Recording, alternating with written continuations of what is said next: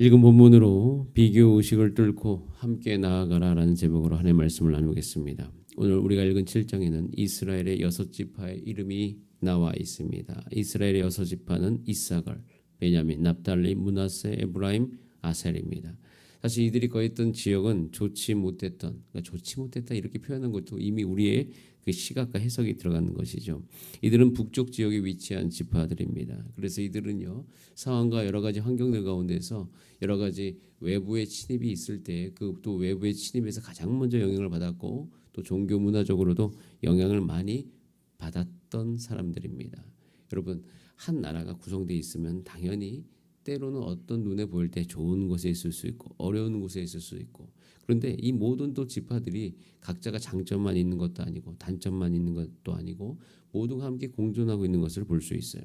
마찬가지로 우리 성도님의 삶 가운데서도 다 각자의 상황이 있습니다. 각자의 상황이 다 다릅니다. 그래서 각자의 상황이 있기 때문에 각자의 장점이 있고 각자의 단점이 있는 것이에요. 자, 그래서 여기서 아주 중요한 한 가지 사실이 있어요. 하나님께서 이 모든 지파를 한 나라로서 하나님의 백성 삼으셨다는 사실이에요. 여러분, 각자의 상황이 있습니다. 각자의 장점이 있습니다. 각자의 단점이 있습니다. 그러나 중요한 것은 모두 하나님의 백성인 것이에요. 이 생각이 이 이스라엘을 이해하는 데 있어서 매우 중요하고, 그 생각으로 이스라엘 이해할 뿐만 아니라 그것을 묵상하다 보면 우리가 살아가는 우리 삶 가운데의 교회도 우리가 어떻게 해야 되는지가 분명히 보일 수 있는 것이에요. 같이 움직여 갑니다. 이들은 애굽에서 나올 때부터 같이 움직였어요. 나중에 진영을 짜게 되죠. 진영을 짜게 되면 당연히 누군가에게 주도권이 있는 듯 보입니다. 그리고 지금 이때에는 유다에게, 특히 다윗의 그 모든 지파인 유다에게 모든 주도권이 있는 것 같이 보입니다. 레위인들이 좋은 것 같이 보입니다. 자, 그런데 우리가 알다시피 유다도 그 족보를 쭉 보면 유다의 족보가 이게 너무 좋다 이런 족보가 아니잖아요. 이미 그 유다의 족보 안에는, 유다의 그 모든 원령 안에는 유다는 자기 며느리와 그 모든 상황 속에서 어려움을 겪고 자녀를 낳고 유다의 마음의 상함으로 말미암아 그들의 족보가 시작됐다는 걸 알 수 있어요. 그러니까 유다 자체도 우선 그 이후에 주도권을 가지고 있는 듯 보이지만 그들의 삶을 놓고 보면 그 안에는 또 다른 슬픔이 있어요. 레위인들도 족보가 많이 나왔다고 다 좋은 게 아닙니다. 레위인들의 삶 가운데는 어려움이 있어요. 흩어져 살아야 됩니다. 그들은 같이 못 삽니다. 왜냐하면 그들은 레위인이기 때문에 각 지파로 흩어져서 살 수밖에 없는 어려움을 다 가지고 있어요. 그래서 모든 지파별로 어려움이 있고 또 모든 지파별로 좋은 점이 있더라. 오늘 읽었던 본문 말씀 1절부터 5절은 이사갈 지파에 대해서 나옵니다. 자, 이사갈 지파, 이사갈은 야곱의 9째 아들이고 레아의 소생인 것이에요. 이사갈은 오늘 표현에 의하면 가장 많이 나오는 단어가 있습니다. 이사갈 지파에 대해서 표현 중에 가장 많이 나오는 단어가 뭐죠? 우두머리, 용사라는 표현이 나와 있습니다. 그래서 이사갈은 주요 업적이 있습니다. 이스라엘의 대적들을 치는 데서 최선봉에 섰어요. 사사기에 보면 나와 있습니다. 그리고 하나님이 주시는 것을 최선으로 여겼고요. 다른 지파보다 아름답고 기름진 땅을 기업으로 받습니다. 물론 단점이 있어요. 안락한 환경으로 인해서 게으릅니다. 우유부단하죠. 세상적인 유혹에 있어서 쉽게 빠져갑니다. 그러니까 안이한 성격을 가지고 있는 단점을 가지고 있습니다. 그런데 그 모든 가문은 용사였고 아주 중요한 순간에 쓰임을 받았어요. 이런 베냐민, 물론 이제 베냐민 지파에 대한 이야기는 내일 살펴볼 8장에 더 자세히 나와 있고, 베냐민 지파도 이들은 굉장히 전사적인 특징을 갖고 있습니다. 그래서 이사갈과 함께 9절과 11절에 보면 용감한 장사, 우두머리 큰 용사. 근데 이들은 원래 베냐민은 굉장히 어려운 가운데 태어났잖아요. 그리고 이 베냐민이 막내이기 때문에 형제들이 많은 돌봄을 받았지만 나중에 이 베냐민 지파가 멸절당할 뻔한 이야기가 나오죠. 그래서 거기서 어떻게 돼요? 그들은 그 어려움 속에서 처절하게 몸부림치면서 살아났어야 됩니다. 그렇기 때문에 용사들, 자기가 스스로를 지켜야 된다. 이런 것들에 대해서 어떤 그 역사 안에서 그들의 모든 상처 안에서 그들이 그렇게 어떤 성격과 성질 또 지파의 성격이 결정되지 않았을까라는 생각을 하게 됩니다. 그런데 여러분, 이사갈과 베냐민 이 두 지파는 용사라는 표현이 많이 나와 있어요. 용사, 우두머리. 자, 그러면 이 용서 우두머리는 역사 안에서 어떠한 역할을 감당합니까? 그것은 전쟁이 일어났을 때 그것을 해결한다는 것이에요. 용사들의 특징은 문제가 있으면 문제를 해결한다는 사실입니다. 그래서 이들이 필요했어요. 베냐민이 죽을 뻔했고 베냐민이 모든 지파를 대항해서 싸우다 멸절될 뻔했지만 결국 이 베냐민 지파조차도 하나님의 백성이었던 거예요. 하나님의 나라가 잘 구성되기 위해서는 결국 이 모든 역사 안에서 우리 가운데 주는 교훈은 교회도 마찬가지고 가정도 마찬가지고 우리 모두가 일어서기 위해서는 모두의 은사가 다 필요한 것이에요. 각자가 다 쓰임새가 있는 거예요. 그래서 우리는 기억해야 됩니다. 우리는 한 공동체이구나. 우리는 각자의 쓰임이 있구나. 그런 생각으로 우리는 이 역사 안에서 교훈을 얻고 그렇게 살아야 될 것입니다. 자, 그리고 그 이어서 13절에 납달리 지파가 나옵니다.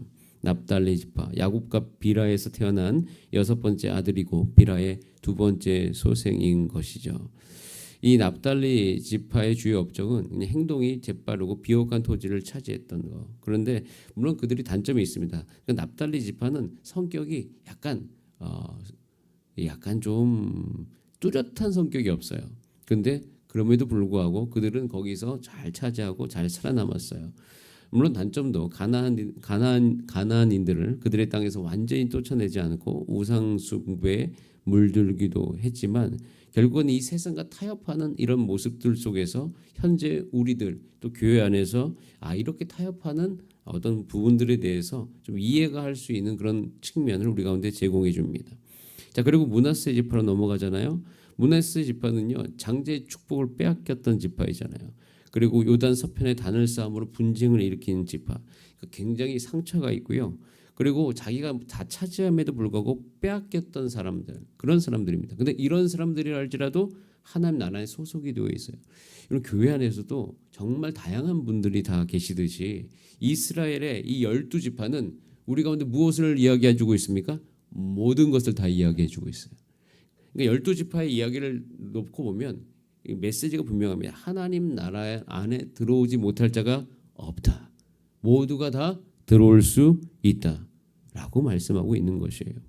그리고 난 다음에 에브라임 지파는 야곱에 의해서 둘째임에도 불구하고 장자의 축복을 받았죠.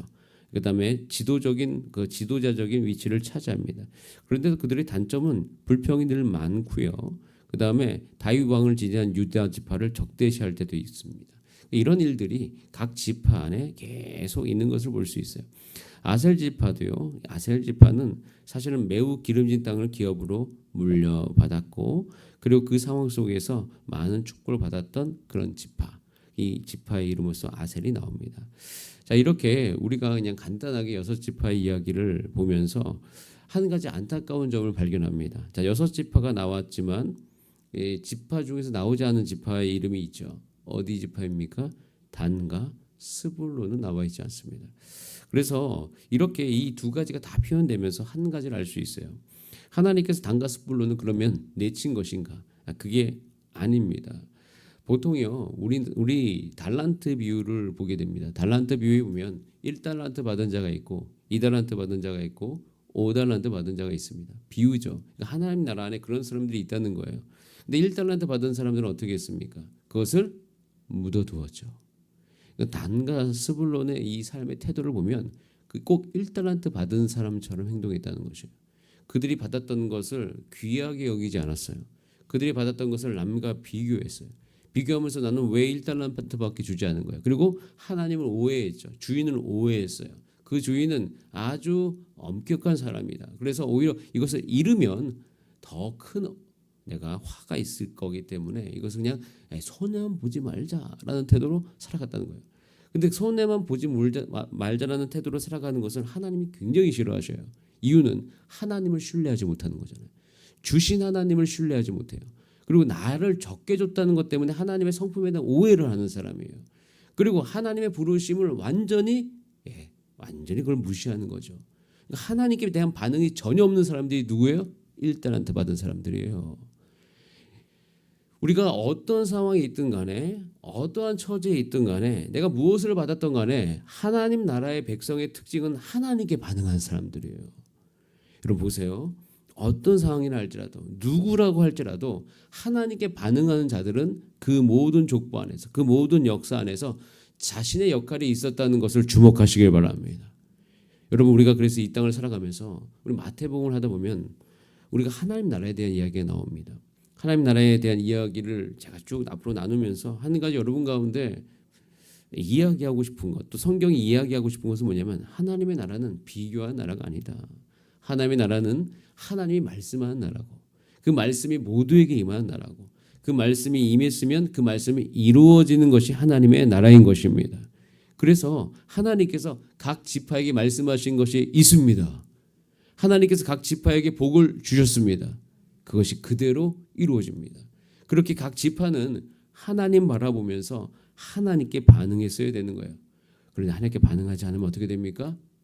그들은 스스로 거기로부터 멀어지는 거예요. 스스로 하나님의 백성인 것을 포기하게 되는 것입니다. 여러분 우리 이런 관점으로 우리 교회를 바라봅니다. 우리 교회 안에서도 많은 성도님들이 계십니다. 그 성도님들이 서로에게 반응하는 것이 아니라 하나님께 반응하는 그런 우리 교회 되기를 간절히 바랍니다. 옆에 있는 사람의 어떠함이 내가 하나님께 반응하는 그 반응에 대해서 영향력을 끼치지 않도록 하나님께 집중하시길 바랍니다. 그렇게 하나님께 집중하다 보면 오히려 우리는 하나님께 집중함으로 옆에 있는 사람들까지도 우리가 품을 수 있는 그런 은혜를 더 입게 될 것이에요. 그래서 우리는 알아야 됩니다. 우리 모두가 다 귀중한 사람입니다. 하나님은 다 귀중하게 여기십니다. 모두에게 사명을 주십니다. 모두가 용사가 되게 하시고 모두가 의의 길로 갈 수 있도록 하나님이 도와주십니다. 그래서 이것에 대해서 고린도전서 12장 22절 25절에 이렇게 기록이 되어 있습니다. 고린도전서는요 은사 문제 때문에 서로 싸웠던 교회가 고린도 교회잖아요. 누가 더 크다, 어떤 은사가 더 낫다 이런 이야기했던 교회가 고린도 교회입니다. 그 고린도 교회를 향해서 이렇게 말씀합니다. 그뿐 아니라 더 약하게 보이는 몸의 지체가 도리어 요긴하고 우리가 몸에 덜 귀히 여기는 그것들을 더욱 귀한 것들로 입혀주며 우리의 아름답지 못한 지체는 더욱 아름다운 것을 얻으리라. 그런즉 우리의 아름다운 지체는 그럴 필요가 없느니라. 오직 하나님이 몸을 고르게 하여 부족한 지체에게 귀중함을 더하사 몸 가운데서 분쟁이 없고 오직 여러 지체가 서로 같이 돌보게 하셨느니라 라고 말씀하고 계시는 거예요. 이 말씀이 그대로 이스라엘 가운데 이루어지는 겁니다. 그리고 이 말씀은 저와 여러분을 통하여서 우리 교회 가운데 또 여러분 가정 가운데 이루어지게 되기를 소원합니다. 그래서 이 시각이 우리 가운데 있기를 원해요. 이 말씀에 반응함이 있기를 원합니다. 여러분 그래서 이 역대상을 읽어보면 이 모든 족보 안에서 다시 어떻게 이스라엘을 일으켜 세워야 될지에 대한 모든 정보가 다 나옵니다. 우리가 무엇에 집중해야 될지가 나옵니다. 오직 은혜에 집중해야 돼요. 여러 가지 상황 속에서 합력하여 선을 이루시는 하나님이 계시는 거예요. 그리고 우리 삶 가운데 예배를 세움으로 다시 일어나는 거예요. 그리고 공동체를 세울 때는 서로의 지체를 귀중하게 볼 뿐만 아니라 그들이 다 하나님께 반응해야 된다는 것이에요. 이렇게 우리 모두가 다 일어나게 되기를 소원합니다. 하나님께서 역대상을 묵상하게 하십니다. 이때 우리가 이 말씀을 묵상해야 될 이유는 분명합니다. 저 여러분 이 시대에 2025년에 하나님의 교회를 같이 세워가시기를 소원합니다. 하나님께서 하나님의 나라를 세우고 계십니다. 그 세우신 하나님의 나라 나를 통하여서 이루어질 수 있도록 이 새벽에 기도하고 하나님의 뜻이 여러분 가운데 이루어질 수 있도록 더욱 주 앞에 물어보시는 이 새벽이 되시기를 소원합니다. 우리 다 함께 기도하시겠습니다. 이 시간 기도할 때 하나님 나를 귀하게 여겨주셔서 감사합니다. 나를 소중하게 여겨주셔서 감사합니다. 나에게 말씀하여 주셔서 감사합니다. 하나님 그래서 저는요 하나님께 반응하겠습니다. 라고 주 앞에 오늘 이 새벽에 기도하시기를 바랍니다. 하나님께서 귀하게 여기십니다. 하나님께서 기뻐하십니다. 하나님께서 여러분 삶 가운데 오늘도 주실 은혜를 허락하실 것입니다. 자, 그것을 다 바라보면서 우리 다 함께 주여 한번 부르신 다음에 합심으로 기도하시겠습니다. 주여